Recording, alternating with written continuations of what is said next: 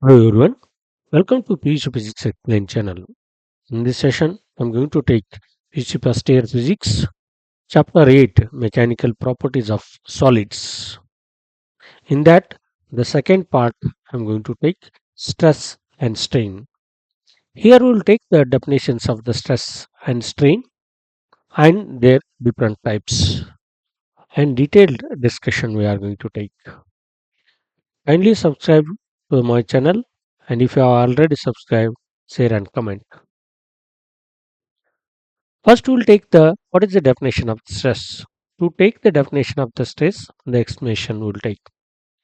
Here, on any object, if the force is applied, the object will be get deformed.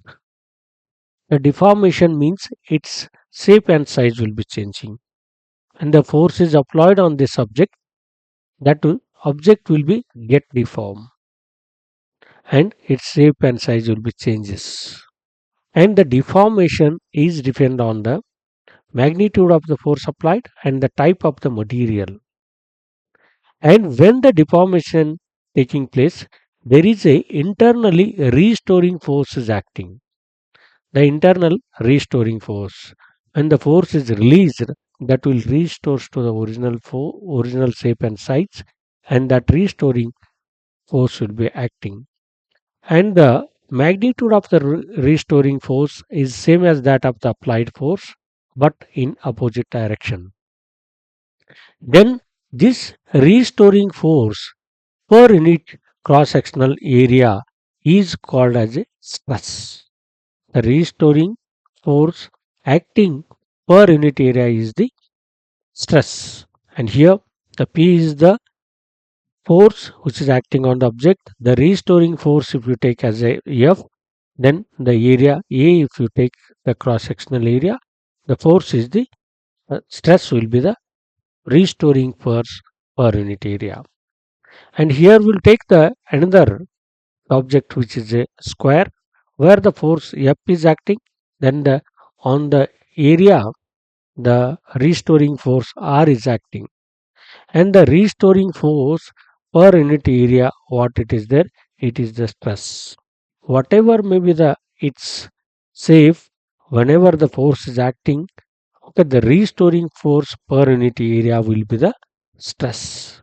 And detailed discussion of this stress will take here.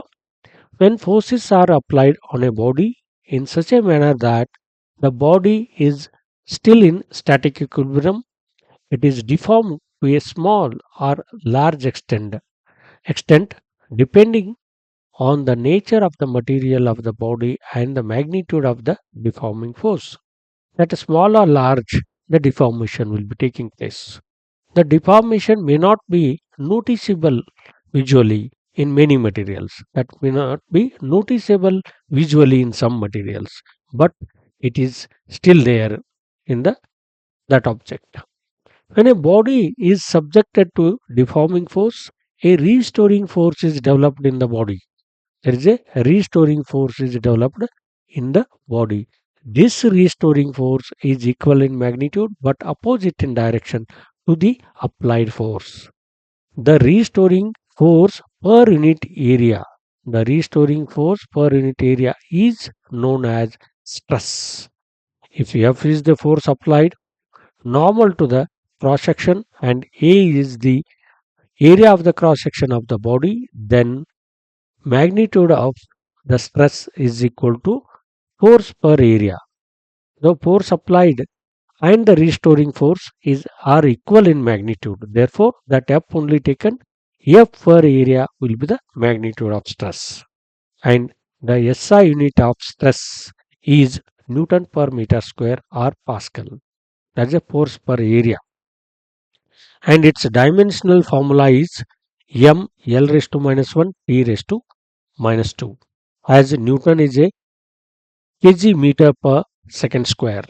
Then kg meter per second square, kg is a meter and kg is m, okay, mass, and this meter m we are going to take, that is the length. M per m is positive, the one m will be get cancels. Yeah, that is in terms of the length. that L we have taken L raised to minus 1, and time second square per second square, that will be e raised to minus 2. This is the dimensional formula of stress. There are three ways in which solid may change its dimensions when an external force acts on it. There are three ways are there. One by one, those different ways of the change of the dimensions I am going to take. The first one is that a cylinder is stretched by two equal forces applied normal to its cross-sectional area. The cylinder is stretched. Okay, when force is acting normal to this cross-sectional area. The restoring force per unit area in this case is called tensile stress. The restoring force what it is acting in this case, it is a tensile stress. If the cylinder is compressed, okay, if the compression force is acting, the compressor it is, cylinder is compressed under the action of applied forces. The restoring force per unit area is known as compressive stress. Here it will be compressive stress. Tensile or compressive stress can also be termed as longitudinal stress. This it may be tensile stress or it may be compressive stress, where the force is acting normal to the cross sectional area. There, the stress acting we are going to call as a longitudinal stress. Then, in both cases, either it may be tensile stress or a compressive stress, in both the cases, there is a change in length of the cylinder. The change in length of the cylinder. Here we can see that one. Okay, here the stretching is taking place, its length is changed. The initial length is L, then finally length delta L amount of the length is changed. Okay, the change in length taken place. And this change in length, the change in length delta L to the original length L of the body, in this case cylinder, is known as longitudinal strain. The longitudinal strain definition we can take as the longitudinal strain is the change in length to the original length. This change in length to the original length is a longitudinal strain in this case, where the forces are acting normal to the cross sectional areas. The same where we can see whether it may be compression or it may be tensile force is acting. It may be reduction in the dimension length or a extension in the dimension length. Okay, that is a longitudinal strain we are going to get.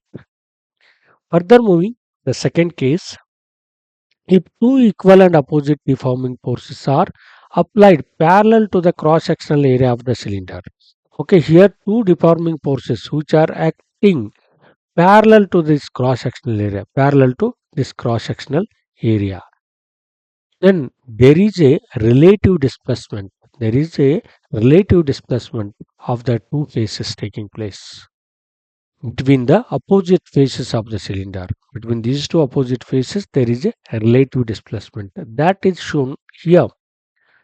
There is a relative displacement. Like this will be moving this way, and here it will be moving this way, this face. The relative displacement between the two faces taken place. Then the restoring force per unit area developed due to the applied tangential force. Here the force applied, what it is there, it is a tangential force it is, or a force is known as tangential or shearing stress. Due to this tangential force, the what the stress developed is there, that is called as a tangential or a shearing stress. This tangential force per unit displacement, we are going to take. Here it can also be visualized when a book is pressed with the hand and pushed horizontally. When book is pressed here by hand and it may be pushed horizontally, then it will be the two parallel faces will be get deformed. Okay, that will be displacement of the these will be taking place, relative displacement taking place, and there we can see that as an example of this tangential or a shearing stress. Then example of this one will continue here. As a result of applied tangential force, there is a relative displacement delta x. The delta x is the relative displacement between the opposite faces of the cylinder. The strain so produced is known as shearing strain. The strain what is producing here, that is a shearing strain. Then shearing strain, it is defined as the ratio of relative displacement of the faces delta x to the length of the cylinder. That relative displacement to the length of the cylinder is shearing strain. And by taking the previous, the relative displacement what it is there, okay, there we have taken this is the angle, and here is the relative displacement delta x we have taken in the previous example. Okay, there that shearing strain is given by this delta x by length, this L of the cylinder, and that is equal to, this is the opposite to this length L, opposite to the adjacent, and that is the tan theta. That is given the tan theta, where theta is the angular displacement. This is displacement is the angular displacement of the cylinder from the vertical. From the vertical, it is displaced for the this much of the angle. That is the original position of the cylinder. Usually, theta is very small. The theta is very small, and tan theta is nearly equal to the theta, angle theta only. Then tan theta is very nearly equal to theta. If theta is 10 degree, for example, there is only 1% difference between the theta and tan theta, and that's why that theta is usually expressed as a shearing strain. Therefore, the shearing strain is equal to tan theta, which is nearly equal to the theta. And the shearing strain for this relative displacement of the forces when are applied to the parallel to the two faces.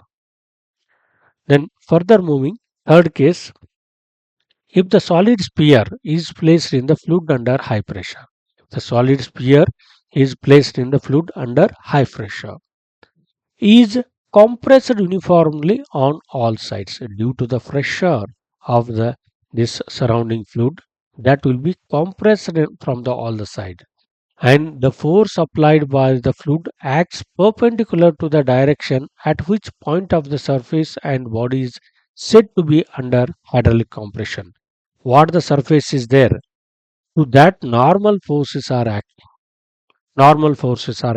on the that body where the hydraulic compression is taking place. This leads to decrease in its volume without any change in geometrical shape. The geometrical shape will be remain same, but the volume will be reduced due to the this force acting by the surrounding fluid. Then what happens?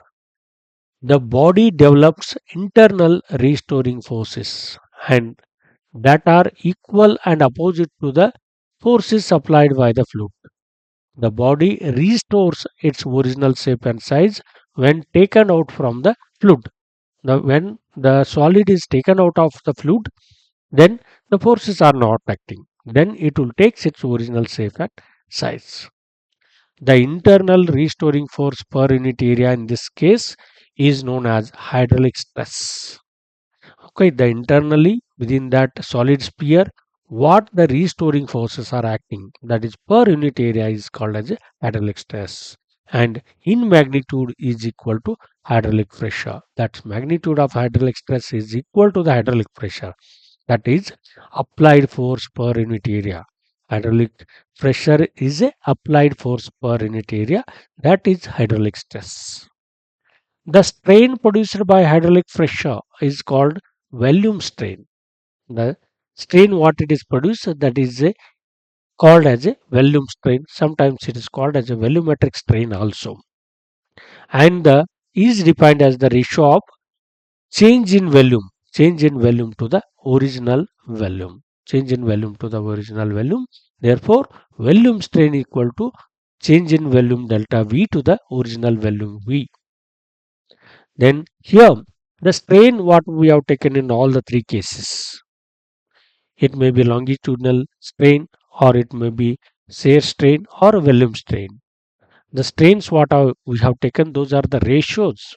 Since the strain is the ratio of change in dimension to the original dimension.